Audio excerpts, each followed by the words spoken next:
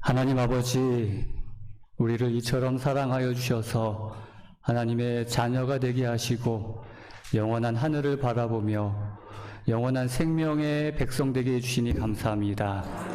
우리를 구원하신 주님께 영광과 찬양 드리며 예배하오니 이 시간 우리와 함께 하시고 이 예배를 기뻐 받아 주시옵기를 우리 주 예수 그리스도 이름으로 간절히 기원하옵나이다. 아멘.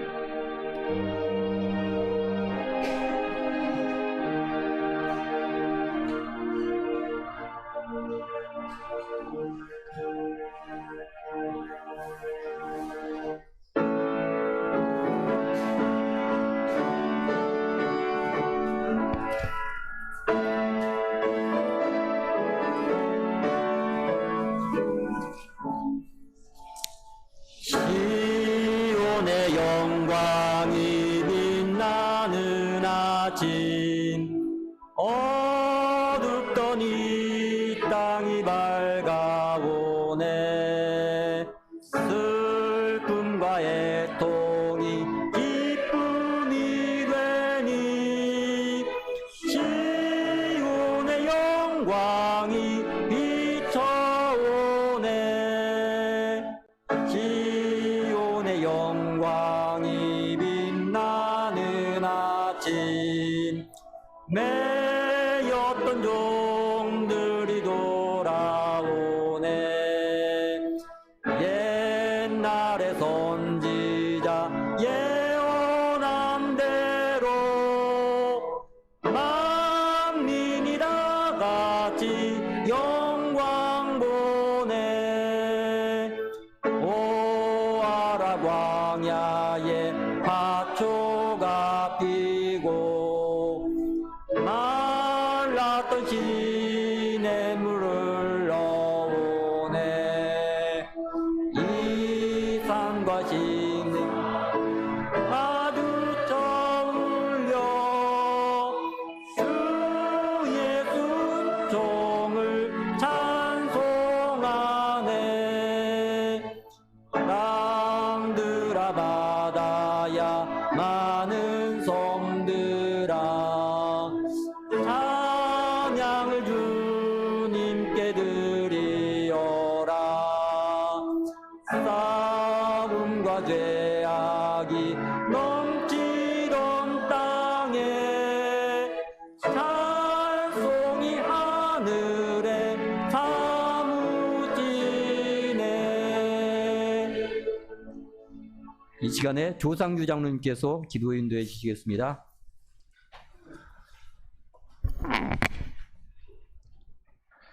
감사하신 하나님 아버지시여, 저희를 사랑하심으로 지난 한 주간도 하나님의 은혜 가운데 이렇게 안전하게 잘 지켜주시옵시고, 이 거룩하고 복된 안식일 우리 하나님의 성전을 찾을 수 있는 믿음 주신 하나님께 진심으로 감사를 드리옵나이다.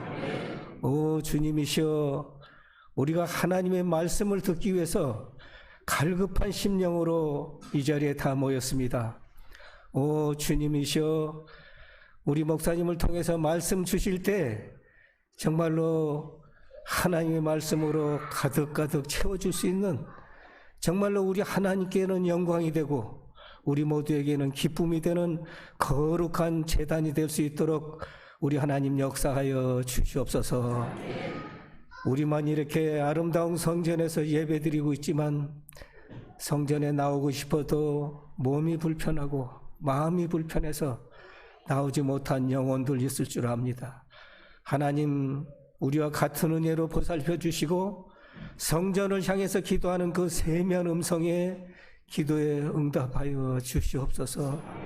우리 모두를 하나님 축복해 주시고 사랑해 주셔서 마지막 모든 징조들이 다 이루어지고 있는 이때 정말로 예수님의 십자가만 바라보고 머리 숙인 모든 영혼들 끝까지 승리할 수 있는 우리 성도님들 다 될 수 있도록 우리 하나님 축복하여 주시옵소서. 우리 목사님 통해서 말씀 주실 때 성령 하나님 역사하셔서 말씀마다 은혜로운 말씀 되게 하시고 말씀대로 순종할 수 있는 저희 모두가 될 수 있도록 우리 하나님 축복하여 주시옵소서. 예수님의 이름으로 기도드리옵나이다.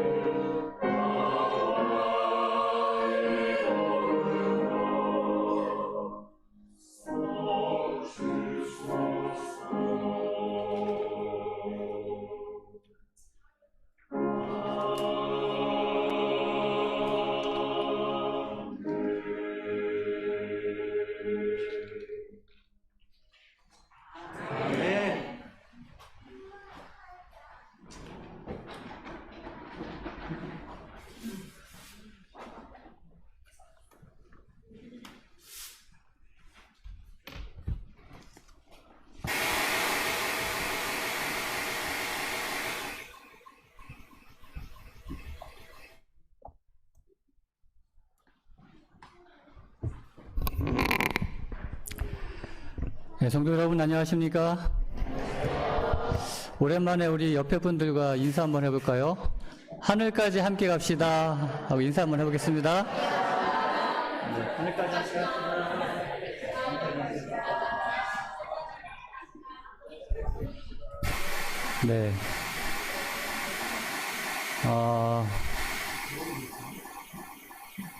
네, TV가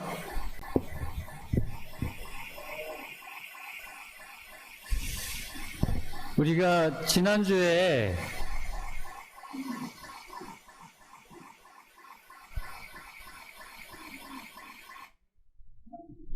네, 요즘 이 노트북과 연결이 원활치가 않아가지고 이제 새로운 방법을 하다 보니까 조금 원활하지 못합니다. 이제 다음 주에 좀 수리가 들어갈 것 같은데 이해해 주시면 감사하겠습니다.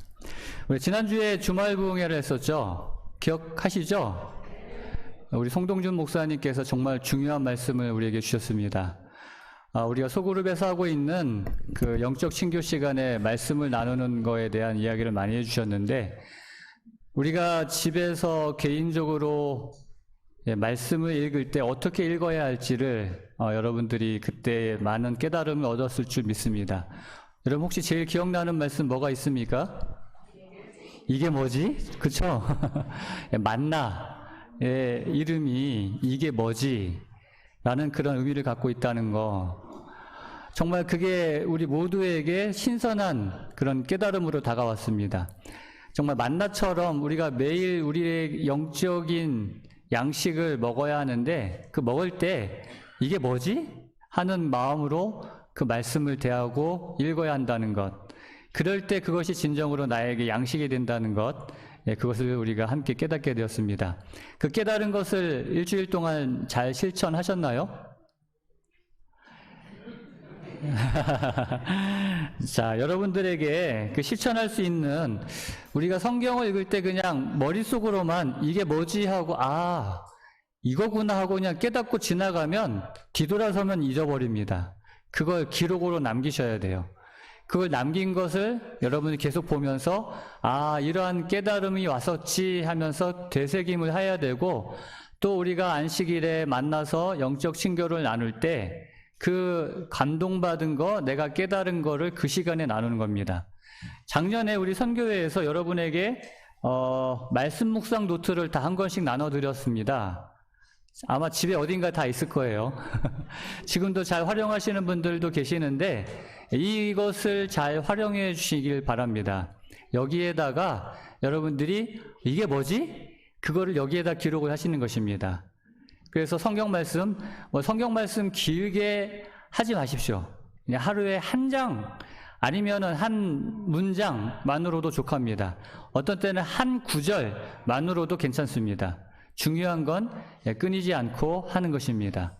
한 구절이라도 이게 뭐지? 하는 마음으로 거기에 있는 생명의 양식을 얻어서 여러분의 영적인 생명이 메마르지 않도록 해주시길 바라고요. 그리고 시대의 소망도 마찬가지입니다. 시대의 소망도 읽은 것 중에서 여러분이 감동받은 것, 깨달은 것, 이게 뭐지? 느낀 것, 다 여기다 기록을 하시면 되겠습니다. 혹시 이 책이 없으신 분들은 요청하시면 드리겠습니다. 아직 여러 군 많이 있고요. 또 다 쓰신 분들도 요청하시면 드리도록 하겠습니다.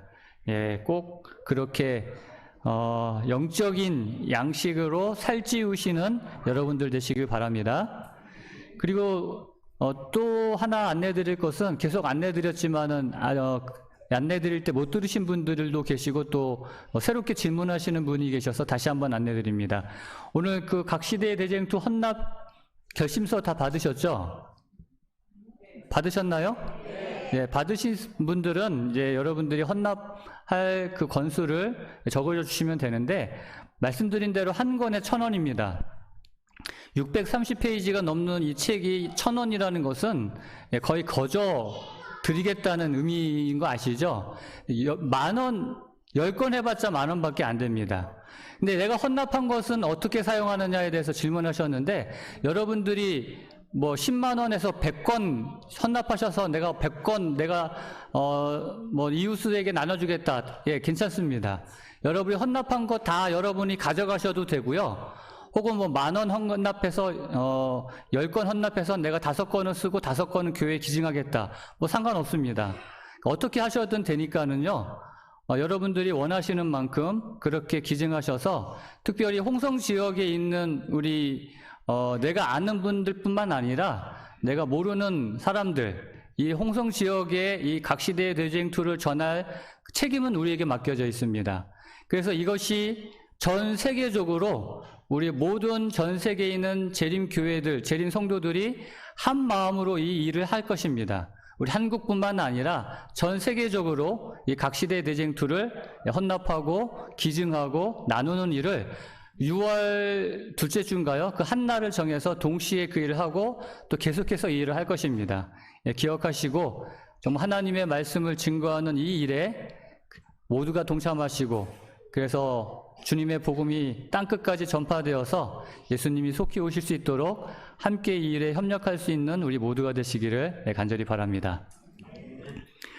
오늘은 예수님 이야기 31번째 시간입니다. 시대의 소망 제50장 함정 가운데서에 있는 말씀입니다.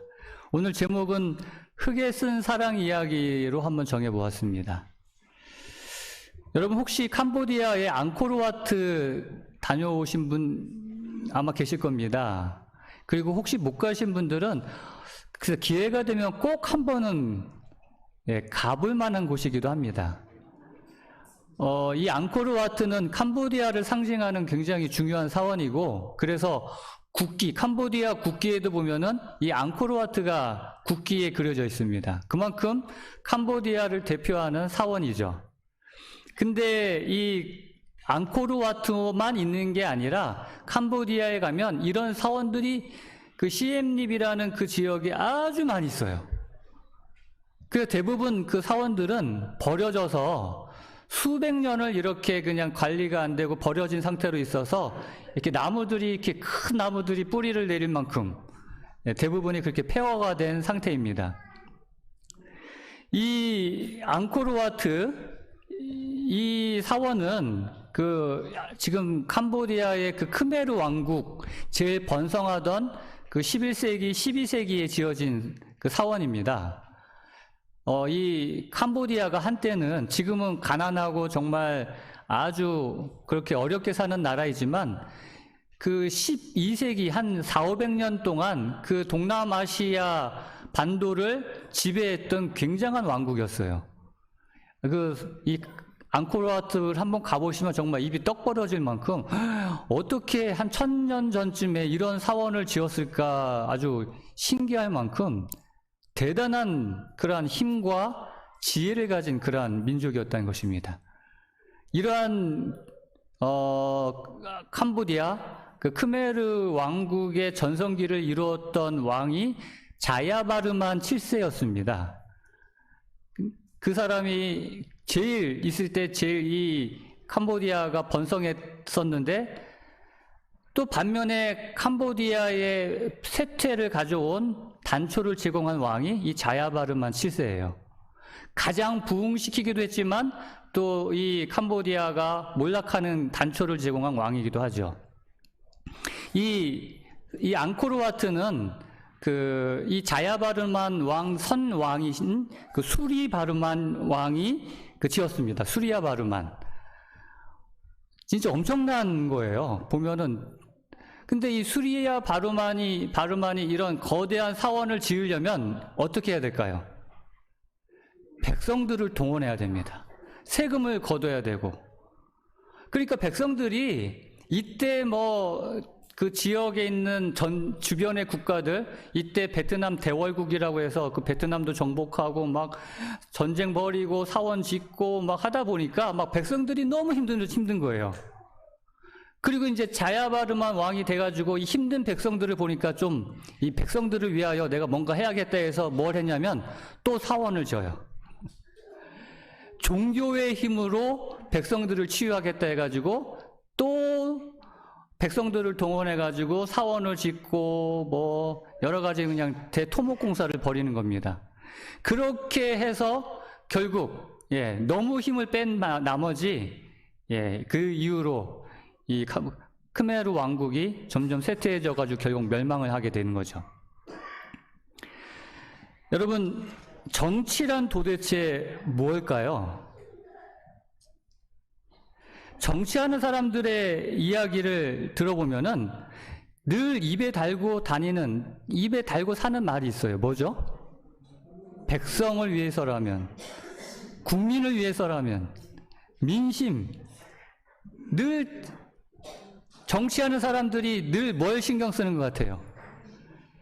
늘 백성들을, 국민들을, 민심을 신경 쓰는 것 같은데, 정말 지도자들이 백성을 위하고 나라를 위한 정치를 하면 좋겠는데, 글쎄요, 제가 보기에는 그렇지 못한 것 같아서 참 안타깝습니다. 여러분들도 아마 동감하시겠지만은 이 정치라는 것이 과연 누구를 위한 정치인가? 이 자야바르만 왕이 그 피폐해진 백성들을 위한답시고 또 사원을 지었던 것처럼, 오늘 근데 성경에 나와 있는 이 지도자들, 정치 지도자들뿐만 아니라 종교 지도자들도 마찬가지였습니다. 지도자로 불리는 정치인뿐만 아니라 종교에서도 마찬가지로 무엇을 위한 종교인지, 누구를 위한 종교인지, 오늘 요한복음 본문의 말씀 8장 2절부터 11절까지 있는 말씀을 한번 보도록 하겠습니다. 요한복음 8장 2절부터 11절까지 우리 짝수절은 성도님께서 읽으시고 홀수절은 제가 읽고 이렇게 교독하도록 하겠습니다. 우리 짝수절 성도님께서 먼저 읽겠습니다. 시작.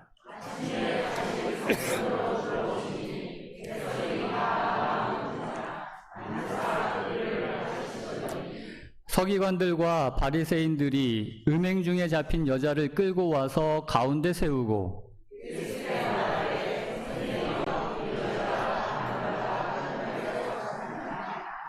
모세는 율법에 이러한 여자를 돌로 치라 명하였거니와 선생은 어떻게 말하겠나이까?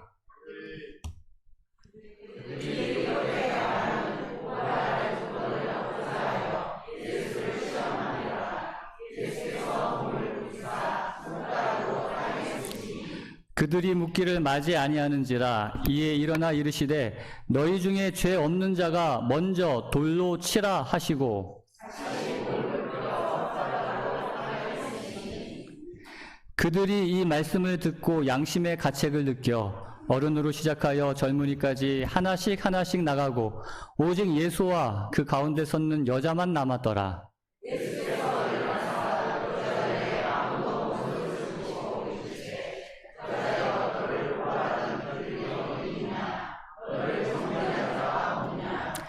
대답하여 주여 없나이다. 예수께서 이르시되, 다 같이 읽겠습니다.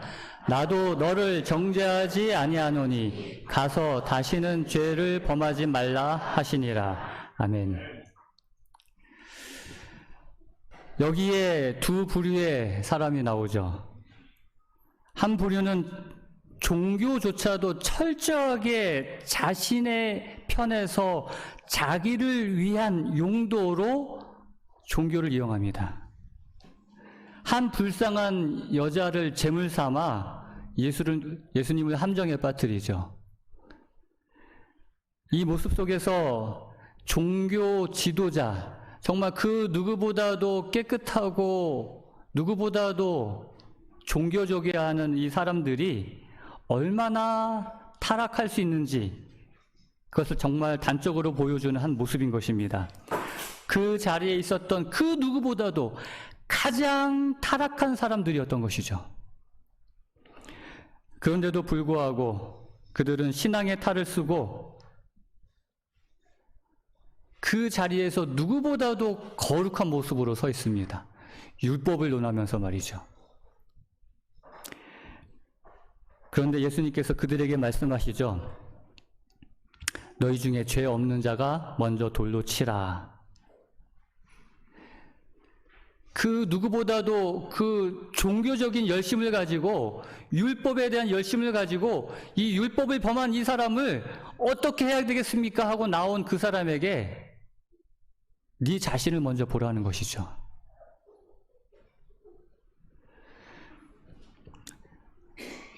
우리는 남의 눈에 티는 보이지만 정말 오랜 신앙을 하면 할수록 더욱 열심히 율법에 가까우면 가까울수록 그 거울의 역할을 하는 율법을 통하여 뭐가 잘 보이냐면 죄가 잘 보여요. 그 죄를, 나의 죄를 보이려고 하는 것이 아니라 그 율법의 거울을 통하여 다른 사람의 죄를 보려고 한다는 것이죠. 오늘 이 본문에서 우리가 읽었던 모습 중에 정말 가장 율법을 사랑하는 것처럼 보이는 이 사람들이 철저하게 율법을 짓밟는 사람이었다는 것을 우리는 보게 됩니다. 우리 하나님의 특성 가운데, 하나님의 그 속성 가운데 전지전능이 있습니다. 전지하다. 그러니까 모든 걸 다 아신다는 것이죠. 전능하다. 모든 것을 할 수 있다는 것입니다. 여러분, 근데 전지하다. 이 모든 것을 안다. 뭐 과거의 일은 우리도 알 수 있으니까 앞으로 다가올 미래의 일을 안다는 것, 여러분 한번 생각해 보신 적 있나요? 내가 미래의 일을 알 수 있다면, 저는 어렸을 때부터 그 상상하는 걸 굉장히 좋아했어요. 그래가지고 시간만 나면 어렸을 때도 이렇게 이런저런 쓸데없는 상상 많이 했었어요. 그 중에 한 가지가, 야, 내가 미래를 알 수 있는 능력이 있다면 여러분은 어떻게 하시겠습니까? 미래를 알 수 있는 능력. 아마 미래를 알 수 있는 능력이 있으면 제일 먼저 해야 할 것이 아마 많은 분들이 로또부터 살 것 같아요. 오늘 저녁에 발표될 로또 해가지고. 뭐 그것도 뭐 좋은 일이겠죠. 근데요, 미래에 일어날 일을 다 안다면 재미는 없을 것 같아요. 여러분, 하나님의 속성, 이 전지전능, 모든 것을 다 아신다는 그 하나님의 입장에서 과연 이것이 무엇일까? 어떤 일일까? 우리가 뭐 하나님의 입장에서는 다 이해하기는 어렵지만 인간의 입장에서 한번 생각을 해봤을 때 어쩌면 전지하다는 것, 그것은 하나님이 아닌 우리 인간의 입장에서는 불행한 일일 수도 있겠다는 생각이 듭니다. 여러분, 작년에 있었던 그 이태원 참사를 기억할 것입니다. 그 현장에서 수습한 주인 잃은 신발들이에요. 정말 150명이 넘는 수많은 사람들이 목숨을 잃었죠. 있을 수 없는 일이 일어났습니다. 글쎄 모르겠습니다. 그 뭐 할로윈데이라는 그 축제가 물론 거기에 대해서 뭐라고 할 뭐 그런 마음은 없습니다. 그러나 그 뉴스나 이렇게 TV를 보면 그 참사가 있기 전에 수많은 사람들이 정말 그 뭐 할로윈데이라는 그러한 날을 기념하기 위해서 뭐 온갖 분장을 하면서 웃고 떠들면서 지나다니는 그 사람들의 모습을 볼 수가 있어요. 근데 그 사람들이 잠깐 후에 일어날 일들을 알지 못했어요. 그렇게 즐겁게 웃으면서 지나가는 사람들이 그렇게 즐거워할 수 있었던 이유는 잠깐 후에 일어날 일을 알지 못했기 때문이죠. 혹시 여기 앉아 계신 여러분들 중에도 혹시 뭐 기분 좋은 일이 있는 분들이 있을 수 있을 거예요. 뭐 기쁜 일도 있을 것이고. 근데 그렇게 기분 좋은 이유는 어쩌면 내일을 알 수 없기 때문일 수도 있을 겁니다. 내일을 모르기 때문에. 내일을 모른다는 것이 전능하신 분에게는 뭐 아무 문제 없지만 전능하지 못한 인간의 입장에서 단순히 내일만 안다는 것은 그것은 좋은 일은 아닐 거라는 생각이 들어요. 알지만 바꿀 수 없는 그런 상황들. 안타깝지만 이것이 바로 인간이 기쁨이라고 정의하는 한계일 것이라는 것입니다. 반면에 하나님께서 기쁘다라고 하시는 건 어떨까요? 하나님이 기쁘다 하는 것은 진짜 기쁜 일일 거예요. 왜냐하면 모든 것을 아시는 분께서 모든 변수를 다 아시는 하나님의 입장에서 기쁘다는 건 진짜 기쁜 일일 거예요. 정말 완벽한 기쁨이겠죠. 그런데 어쩌면 그렇기 때문에 하나님께서는 참 기쁘기가 어렵지 않으실까 하는 생각도 해봅니다. 오늘 본문에 보면 이 바리새인들과 율법사들이 공포에 사로잡힌 한 여인을 잡아옵니다. 막 정말 개같이 끌고 와요. 그냥 머리끄댕이 잡고 막 옷도 제대로 입지 못한 이 여인을 그냥 막 짐승처럼 끌고 와가지고 예수님 앞에 던져놓습니다. 그리고 이야기합니다. 아주 거룩한 목소리로 아주 존경하는 듯한 표정으로 예수님께 묻죠. 선생님, 이 여자는 간음하다가 현장에서 붙잡혔습니다. 모세의 법에는 이런 여자를 돌로 쳐 죽이라고 했는데 선생님은 어떻게 생각하십니까? 여러분, 간음한 여자가 현장에서 붙잡혀 왔다는 것은 무엇을 의미하는 겁니까? 현장에서 잡혀왔다는 것은 계획이 있다는 거였어요. 현장에서 잡을 수 있는 상황은 아무나 그 현장을 붙잡을 수 없어요. 여러분, 오늘날에도 수많은 불륜의 현장들이 있습니다. 대부분 그냥 넘어가죠. 그런데 그 불륜의 현장에 붙잡히는 경우가 있어요. 어떤 경우예요? 그 남편이 불륜한 것을 눈치채고 부인이 뭐예요? 뒤쫓거나 감시하거나 할 경우에 붙잡죠. 예수님을 위험에 이 함정에 빠뜨리기 위하여 이 바리새인들이 율법사들이 함정을 파놓고 이 여인을 끌어들이는 것이에요. 그리고 붓자리에서 붙잡아요. 예수님이 다 알고 계셨을까요? 예수님 딱 보니까 이 모든 상황이 그냥 다 눈에 보여요. 다 파악이 되는 겁니다. 예수님은 비록 인간이셨지만은 전지전능하신 하나님이시거든요. 그걸 인간으로서 스스로 제안하신 것 뿐이지 예수님은 아셔요.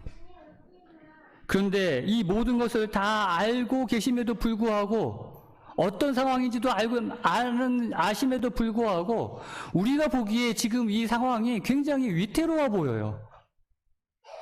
이 상황에 대하여 그때 있었던 상황을 시대소망은 이렇게 기록하고 있습니다. 예수께서는 잠시 동안 수치심으로 떨고 있는 여인과 인간적인 동정조차 없는 철면피한 고관들을 바라보셨다. 지금 그 상황이 눈에 그려지죠. 정말 바들바들 떨고 있는 한 여인, 진짜 동정조차 없는 그 철면피한 그 바리새인들, 지도자들, 흠없이 순결한 그 예수님의 정신은 그 광경을 보고 뭐 하셨다고요? 움츠러드셨다는 것입니다. 그 다음에는 이렇게 기록하고 있어요. 어떠한 목적에서 이런 문제를 그에게 가져오게 되었는지 예수님께서는 잘 알고 계셨다는 것입니다. 그것을 딱 맞닥뜨린 순간 어떤 상황인지 예수님은 다 아신다는 것이죠. 예수께서는 당신 앞에 있는 모든 사람들의 마음을 읽으시고 그들의 품성과 생애의 어떠함을 아셨다는 것입니다. 그 앞에 있는 그 철면피한 고관들의 생애를 아시고 그들의 품성을 아시고 그들의 마음을 아시고 어떻게 해야 될지도 다 아신 하나님께서 움츠러드시는 것입니다. 왜요? 소위 정의의 수호자들이라는 이들이 예수를 해야 할 함정을 만들기 위하여 이 여인을 죄짓게 했던 것이다. 다 아시는 예수님께서 움츠러들고 계시는 것이에요. 왜일까요?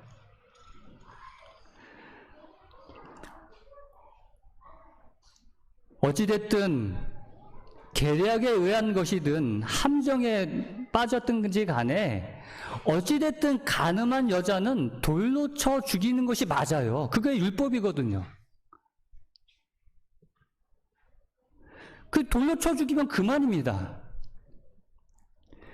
그리고 그뿐만 아니라 지금 남을 시험에 들게 만들고 예수님조차 함정에 빠뜨려 죄인 만들겠다고 이 당당하게 찾아온 바리새인들, 율법사들, 예수님 다 아시니까 어떻게 해야 되겠어요? 그들도 이 정의라는 이름으로 처단해야죠. 그게 법이니까. 근데 만약에 예수님께서 매사에 그런 식으로 해결하셨다고 한다면 율법사들 감히 그런 계략 꾸밀 생각조차 못했을 거예요. 무서워가지고. 예수님 다 아시는데 감히 또 이렇게 했다가는 또 다 드러나고. 그렇게 간단하게 다 아시는 하나님께서, 전지하신 하나님께서, 전능하신 하나님께서 간단하게 처리할 수 있는 문제를 그렇게 간단하게 처리하지 않으십니다. 왜 그렇죠? 왜 이 순간 예수님께서는 망설이는 것처럼 보이고 움츠러드시는 되게 연약해 보이는 그런 모습으로 보여지는 이유는 무엇일까? 그 이유는 사랑 때문이었습니다. 그 사랑 때문에 그 전지전능한 그 하나님께서 스스로 그것을 제한하고 계시는 것이죠. 어쩌면 그 전지전능한 그 하나님의 속성이 정말 제한받는 결정체가 하나님이신 예수님이 인간으로 오신 그 성육신이 아니겠습니까? 스스로가 인간으로서 전지전능성을 제한하시는 그 사람은요, 어쩌면 스스로를 제한하는 것이라는 겁니다. 내가 할 수 있음에도 불구하고, 해도 되는 상황임에도 불구하고 제한하는 것, 그것이 사랑의 속성이라는 것입니다. 그렇기 때문에 사랑은 스스로를 위험에 빠뜨리고 나약하게 만든다는 것이죠. 사람이 보기에. 전지전능하신 하나님이심에도 불구하고 사랑이셨기 때문에 그래서 사람들이 만만하게 보는 거예요. 이 바리새인들, 율법사들 정말 그냥 입김 한번 훅 하면 그냥 날아가 버릴 이 별것도 아닌 것들이 예수님 그냥 깜보는 거 아니겠어요, 지금? 사랑이 바로 이런 것이라는 것입니다. 사랑은 자기를 이렇게 드러내거나 잘나 보이게 하는 그런 포장이 아니라 사랑은 스스로를 이렇게 뭐라고 할까요? 무장해제시킨다고 할까요? 여러분, 그 신화나 역사에 보면은 영웅의 이야기들이 많이 나옵니다. 이 조각상에 나오는 영웅은 헤라클레스라는 영웅이에요. 한 번쯤은 들어보셨을 것입니다. 신과 인간의 그 결합으로 만들어진, 반은 신이고 반은 인간이라는 그리스 신화에 나오는 아주 제일 영웅하면 떠오르는 인물입니다. 힘이 얼마나 센지 사자 정도는 뭐 그냥 그 자리에서 찢어 죽일 만한, 뭐 이런 신화 만들어진 이야기에 나오는 영웅뿐만 아니라 이 곧 역사에서도 영웅, 정말 그 영웅들은 대부분 어떤 영웅들이에요? 나라를 구하거나 사람들을 구한 정말 힘과 지혜와 정말 그러한, 우리나라도 그런 영웅이 있잖아요. 성웅 이순신 장군. 그러니까 이 영웅이라는 것은 뭐냐면 정말 죽여야 되는, 좀 커야 되는, 힘이 세야 되는 그런 것이 인간이 바라는 영웅입니다. 그러나 영웅 중에 영웅, 정말 온 인류를 구원한 영웅, 예수님은요 좀 달랐어요. 예수님은 죽여야 되는 영웅이 아니라 죽어야 되는 영웅이었습니다. 스스로 자신을 죽여서, 스스로 자신을 낮아져서 다른 사람을 섬겨서 되는 영웅이었죠. 그 종교학자 카렌 암스트롱이라는 분이 이런 이야기를 했습니다. 모든 종교의 윗자리에는 뭐가 있다고요? 아픔이 있다. 저는 이 말이 이해가 안 됐어요, 처음에는. 이게 무슨 말인가? 이 아픔을 공감하는 것이 종교의 가장 근본적인 가르침이다.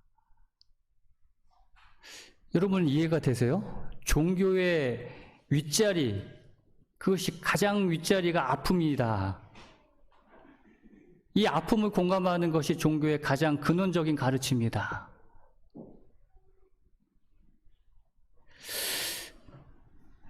지금 예수님을 통해서 조금은 이해가 되는 것 같아요.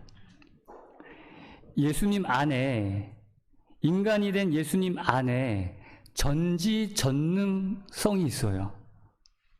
그런데 그 전지전능하신 예수님, 그 예수님의 가장 그 윗부분, 특별히 모든 것을 하실 수 있는 전능성의 가장 윗부분, 궁극의 전능성은 무엇인가?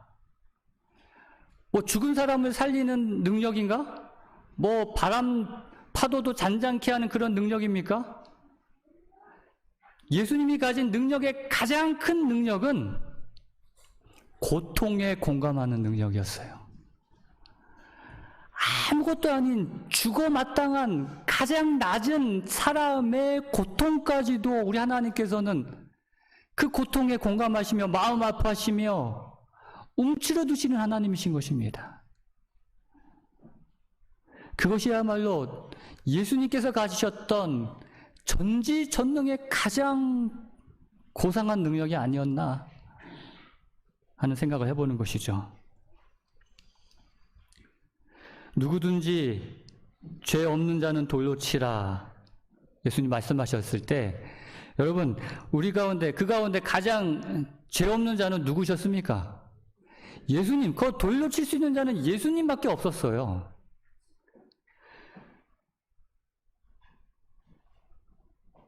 그 돌로 치라고 했으니까 예수님이 돌을 집어가지고 정말 거기 있는 사람들 다 죄인 다 돌로 쳐버렸습니까? 아니잖아요. 예수님은 왜 그 가늠하다 현장에서 붙잡힌 여자를 돌로 안 쳤을까요? 왜 예수님은 그 가늠하다 현장에서 붙잡힌 여자보다 더 나쁜 정말 악랄하고 비열한 그 바리새인과 율법사들을 왜 돌로 안 쳤을까요? 예수님에게 있어서 정의란 돌로 치는 정의가 아니라 예수님께서 말씀하신 정의는 가서 다시는 죄를 범하지 말라고 당부하는 것이었다는 것입니다. 왜냐하면 진정한 정의는 고통에 대한 공감에서 비롯된 것이기 때문에 그렇습니다. 예수님에게는 그의 죄가 곧 나의 죄는 나의 죄가 되는 진짜 율법이 이야기하는 참된 그 정신이 있었기 때문에 그랬던 것이죠. 오늘 이 이야기를 통해서 최종 승자는 누구인 것 같습니까? 누가 이 말씀 속에서 오늘 이 사건 중에서 최종 승자 같아요? 예수님인 것 같죠? 종교자들은 당당하게 진짜 뭐 어떤 식으로 예수님이 이야기해도 자기들이 이길 거다라고 나왔어요. 돌로 치라고 해도 예수님은 함정에 빠지는 거고요. 돌로 치지 말라고 해도 함정에 빠지는 거였어요. 돌로 치라고 하면은 그 로마 법에 어긋나는 것이고 치지 말라고 하면은 모세의 율법에 어긋나는 것이니까 뭘 얘기해도 예수님은 이제 딱 걸렸어 하고 진짜 함정에 빠뜨린 것이죠. 그런데 예수님이 그 상황에서조차도 아주 멋있게 말씀하셨죠. 그럼 예수님이 이겼습니까? 그 예수님이 이겼으면 예수님이 얻은 게 있을 텐데 예수님이 뭘 얻었을까? 글쎄 저는 이 이야기에서 진짜 승자는 죄인이라고 생각합니다. 간음한 여자. 그 간음한 여자가 진정한 승리자가 아닐까. 여러분 한번 생각해 보세요. 이 간음한 여자, 거기에 있는 죄인들 가운데 유일하게 스스로가 죄인이라고 인정한 사람은 이 여인이었어요. 자기가 누구보다도 죽을 죄인이라는 것 인정하고 죽음을 기다리는 죄인. 그렇기 때문에 이 여인은 자신의 죄를 인정하는 죄인이었기 때문에 진정한 승리자는 이 여인이 아니었을까 생각을 해보는 것입니다. 우리 재림교회의 구약학자 로이 게인이라는 박사님이 있습니다. 그 로이 게인 목사님께서 쓴 책에 보면은 이 이야기를 아주 자세하게 기록을 합니다.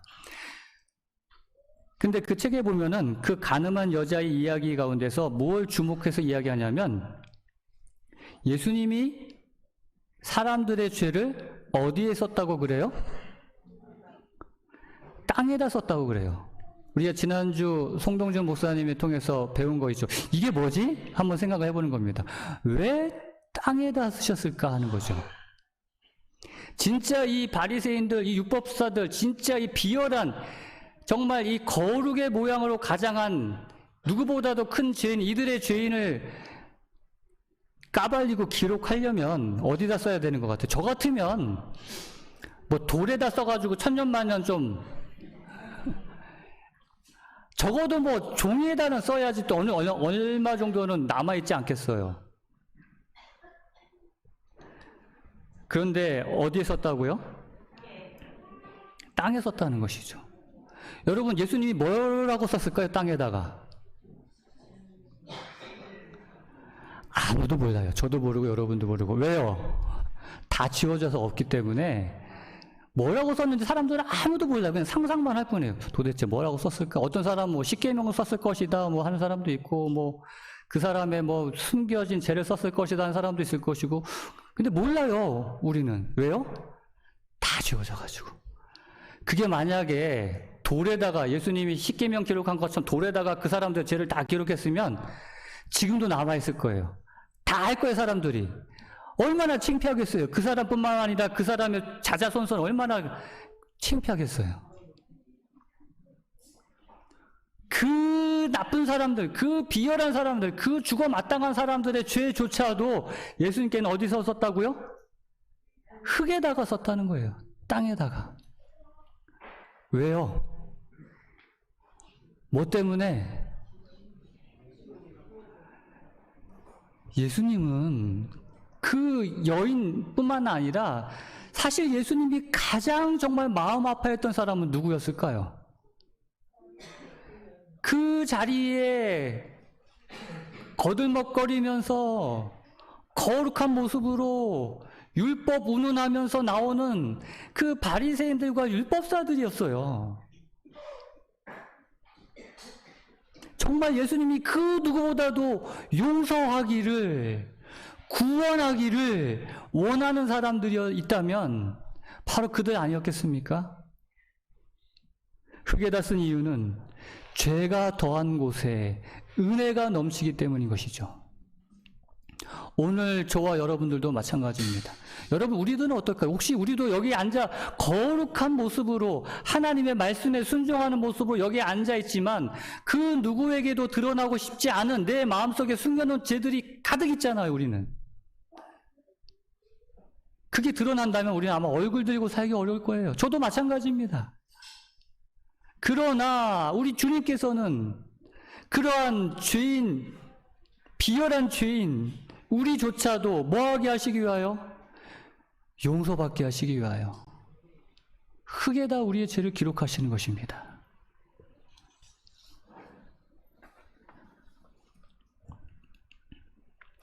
오늘 제목이 흙에 쓴 사랑 이야기죠. 땅에 쓴 사랑 이야기. 그래서 제목이 땅에 쓴 사랑 이야기입니다. 마지막으로 이 넬슨 만델라 남아공 대통령 지냈던 이분의 이야기를 좀 드리려고 합니다. 이 넬슨 만델라의 그 평전에 보면은 이분이 겪었던 수많은 좌절, 난간을 거쳐서 대통령에 오르기까지 정말 그 남아프리카 공화국이라는 그 나라는 약 10%의 백인이 90%의 흑인을 지배하는 그런 나라였어요. 오늘날까지도.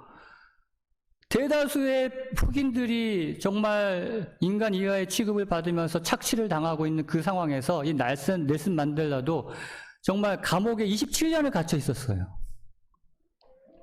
그리고 이제 시대의 흐름에 따라 이제 석방이 돼서 결국 대통령까지 돼서 보통의 사람들 같으면 뭐합니까? 요즘 정치를 보면서 참 안타까움을 느끼는 거는 정권이 바뀔 때마다 뭐예요? 용서하고 이해하고 그런 게 아니라 지난 정권에 있던 모든 걸 다 까발리고 복수하는 느낌이 들어요, 진짜. 근데 이 넬슨 만델라는 그렇지 않았어요. 정말 그렇게 억압받고 자신의 그런 지난 과거를, 그리고 이 흑인들의 그 과거들을 어떻게 하면 치유할 수 있을까? 그래서 진실과 화해위원회를 만듭니다. 이 진실과 화해위원회를 통해서 이 복수의 고리를 끊어버리고, 안 그러면 계속 반복되니까 정권 바뀔 때마다 반복될 거 아니에요. 그리고 정말 남아공을 하나로 만드는 그 일을 하게 됩니다. 강경론자들은 어떻게 이 인간 이하 범죄를 저지른 사람들을 용서할 수 있느냐, 이거 정의가 아니다라고 이야기하지만 그걸 다 물리치고 만달라는 그들을 설득한 다음에 이 정책의 골자는 이 누구든지 이 백인 정권 하에서 어떠한 만행을 저질렀든지 그것을 자백하고 고백하고 용서를 구하면 그 형사 처분을 면하게 하는, 그러한 내용의 이야기였습니다. 그래서 한 청문회에서, 이 진실과 화해위원회 한 청문회에서 반드 브렉이라는 경찰관이 이제 등장합니다. 이 사람은 그 자신의 동료와 함께 18살밖에 되지 않은 흑인 소년을 총으로 쏴 죽이고요. 그리고 그 시체를 불태웁니다.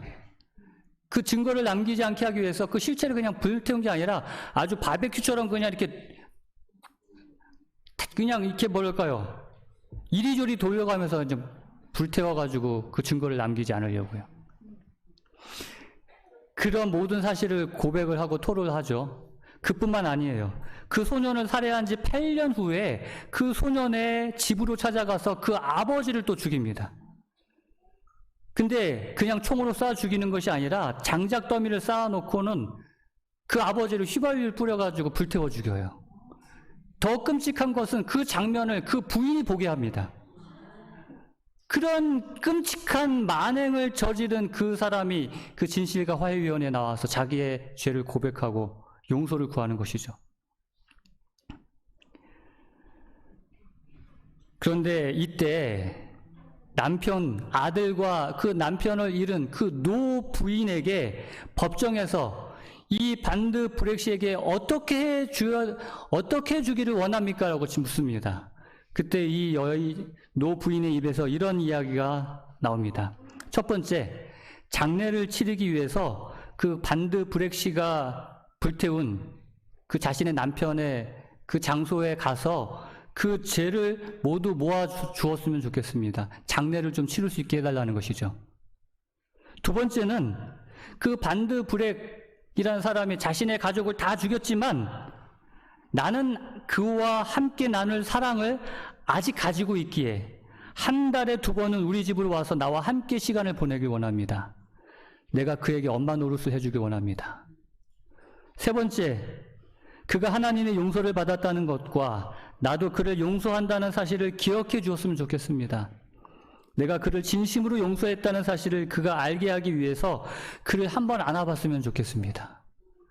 그래서 그 법정에서 그 반드 브렉 그 사람을 안아주기 위하여 그 사람 향해 노구를 이끌고 쩔뚝거리며 걸어가고 있을 때 어떤 사람이 나 같은 죄인 살리신 찬송을 부르기 시작합니다. 근데 그 반드 브렉은 그 찬양을 끝까지 듣지 못하고 그 상황에 감당치 못하여 졸도했다고 기록을 하고 있습니다. 뭐 이런 이야기를 읽을 때마다 어떻게 사람으로서 이런 일을 할 수 있을까? 뭐 저도 이럴 자신이 없어요. 그러나 참 인상적인 이야기인 것은 사실입니다. 하나님의 사랑을 닮은 그런 사랑의 이야기죠. 이 시대 소망, 이 함정 가운데에서 여기에서 정말 우리가 잘 아는, 여러분이 한 번쯤은 들어보셨을 너무도 놀라운 이야기가 바로 여기에 나와 있습니다. 한번 보겠습니다. 과오를 범한 자들이 타락의 길로 가도록 내버려 두고 그들에게서 눈을 돌이키는 자는 그리스도의 제자가 아니다. 다른 사람들을 고발하는 데 앞장서고 그들을 재판하여 처벌하는 데 열중하는 자들이 오히려 그들의 생애에 있어서는 그 사람들보다 더욱 죄가 많은 수가 있다. 사람들은 죄를 사랑하면서도 죄인은 미워한다. 그러나 하나님께서는 죄를 미워하고 죄인을 사랑하신다. 여러분 이 말씀 기억하십니까? 우리는 죄는 사랑하면서도 죄인은 미워하지만 그리스도께서는 죄는 미워하시지만 죄인은 사랑하신다. 그 가늠하다 현장에 붙잡힌 여인뿐만 아니라 그 자리에 그 비열한 바리새인 율법사들조차도 하나님의 사랑의 품 안에 있는 것입니까? 그 누구보다도 그들이 돌이켜 그 사망에서 돌이켜 생명 안에 거하기를 원하시는 것이 우리 아버지, 우리 주님의 마음이라는 것.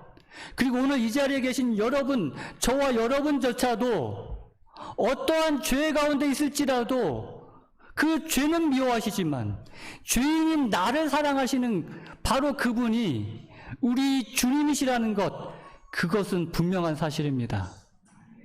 그 주님의 사랑이 오늘 저와 여러분의 함께하고 있음을 여러분 기억하고 믿으시게 되길 바랍니다. 그리고 이 사랑을 받은 자로서 우리도 어떻게 해야 된다고요? 이것이 그리스도를 따르는 모든 사람들의 정신이 되어야 한다는 것입니다. 오늘 이 정신이 우리의 정신이 되기를 간절히 소망합니다. 그래서 오늘 예수님께서 하신 그 마지막 말씀, 나도 너를 정죄하지 아니하노니 가서 다시는 죄를 범하지 말라. 이 말씀을 기억하고 그렇게 살 수 있는 우리 모두가 되시기를 간절히 소망합니다. 이제 우리의 죄를 용서하시는, 우리의 죄는 미워하지만 죄인인 우리를 사랑하신 예수님께 여러분 개인적으로 기도하는 시간 갖겠습니다. 음악이 마칠 때까지 여러분 개인적으로 주님께 간구하겠습니다.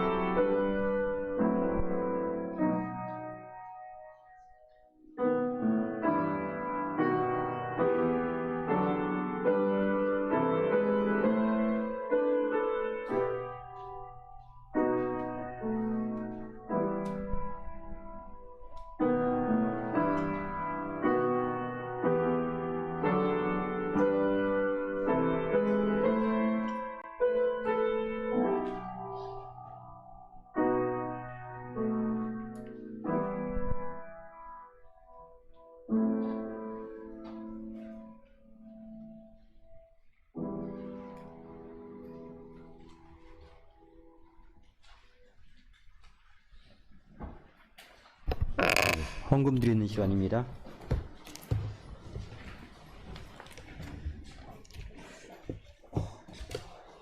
헌금에 관한 권면의 말씀 낭독해 드리겠습니다. 아버지께 참되게 예배하는 자들은 영과 진리로 예배할 때가 오나니 곧 이때라.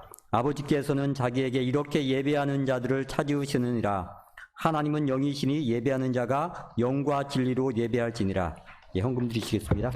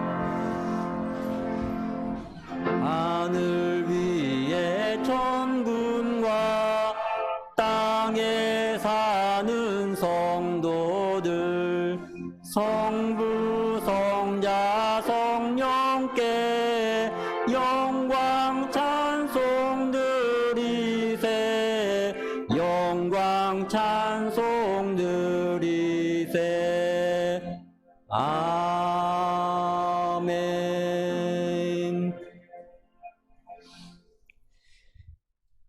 하늘에 계신 우리 아버지, 오늘 주님께 나올 때에 빈손으로 나오지 아니하고 작은 헌금을 가지고 주님께 나왔습니다.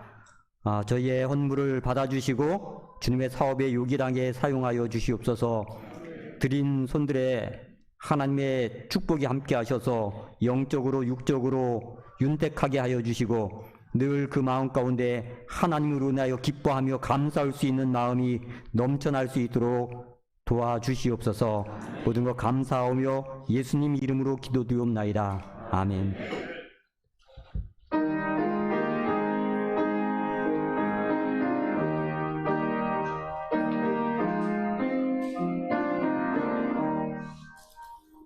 주 닮기 원해 주 닮기 원해 주를 닮기 원하네 저 하늘 본향까지 주를 닮기 원하네 주 예수 따라 주 예수 따라 주를 따라가겠네 저 하늘 본향 가는 날까지 주를 따라가겠네.